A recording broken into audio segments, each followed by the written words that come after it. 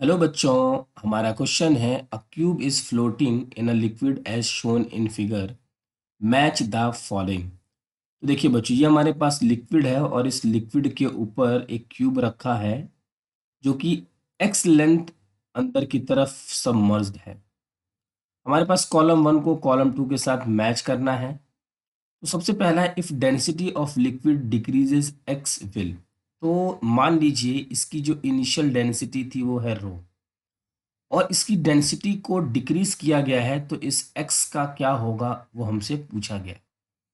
तो देखिए बच्चों, इस ब्लॉक का कुछ मास होगा, नीचे की तरफ एक वेट लग रहा होगा और इस वेट को बैलेंस कर रहा होगा फोर्स ऑफ बॉयंसी। और फोर्स ऑफ बॉयंसी होता है रो वी जी। रो होती है density of a fluid. Volume को लिखा जा सकता है एरिया इंटू हाइट, और हाइट है एक्स इंटू जी। ठीक। अब डेंसिटी इसकी क्या हो रही है, कम। एरिया कोई चेंज नहीं, जी में कोई चेंज नहीं। तो बच्चों, अगर इसकी डेंसिटी कम हो रही है, नीचे की तरफ वेट लग रहा है, तो इस वेट को बैलेंस कौन करेगा, buoyant force. Means buoyant force constant होगा क्योंकि वेट क्या है, कांस्टेंट। और अगर वेट कांस्टेंट है बच्चों, तो बॉयंट फोर्स को भी कांस्टेंट होना होगा। अब इस केस में जो डेंसिटी है वो हो रही है डिक्रीज, और इसको कांस्टेंट करने के लिए एक्स को क्या होना होगा, इंक्रीज होना होगा, क्योंकि ये दोनों चीजें तो क्या है, कांस्टेंट। तो हमारे इसका आंसर होगा x will increases, P answer.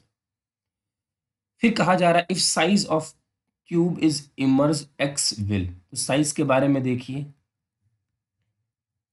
बच्चों, अगर इस क्यूब का साइज बड़ा हो गया, अगर क्यूब का साइज इंक्रीज करता है,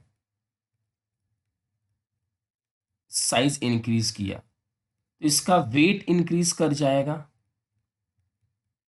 और अगर इसका वेट इंक्रीज कर गया तो नीचे की तरफ लगने वाला डाउनवर्ड फोर्स ज़्यादा हो जाएगा, और डाउनवर्ड फोर्स ज़्यादा होगा तो ये वाली एक्स वैल्यू इंक्रीज कर जाएगी।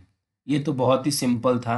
पी सी है हमारा, if the whole system is accelerated upward X will. देखिए बच्चों, इस पूरे सिस्टम को ए एक्सिलरेशन से ऊपर की तरफ मूव कराया गया है। तो जब हम ऊपर की तरफ मूव कराएंगे तो इस ब्लॉक के ऊपर एक पॉइंट सूडो फोर्स लगेगा। वो सूडो फोर्स होगा एम ए। एक तो नीचे फोर्स लग रहा है एम जी, और दूसरा लग गया सूडो फोर्स एम ए। तो जो नीचे की तरफ नेट एक्सिलरेशन होगा वो हमारे पास कितना आ जाएगा, जी प्लस ए।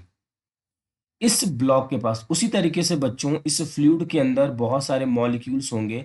उन मॉलिक्यूल्स के बारे में सोचिए कि जितना एक्सेलरेशन डाउनवर्ड डायरेक्शन में इसको फील हो रहा है ब्लॉक को, उतना ही एक्सेलरेशन इन सभी फ्लूइड के मॉलिक्यूल को हो रहा होगा। तो हम ये कह सकते हैं relative acceleration between block and water, या फिर फ्लूइड जो भी हमको गिवन है, लिक्विड गिवन है, लिक्विड मॉलिक्यूल्स आर जीरो।